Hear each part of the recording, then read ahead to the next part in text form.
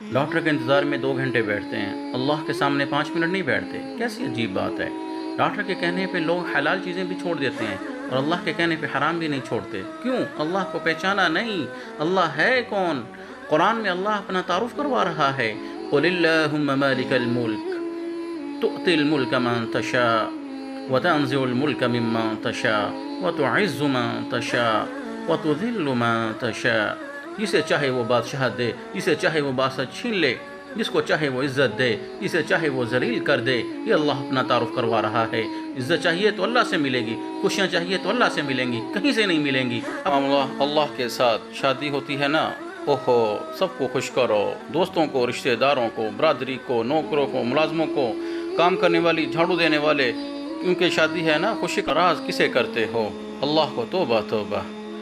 دیکھو، شادی کے بعد میاں بیوی جوڑ تو اللہ بٹھائے گا، شادی کے بعد اولاد تو اللہ دے گا، اولاد کو تندرست تو اللہ بنائے گا، تو اللہ کو خوش کرو۔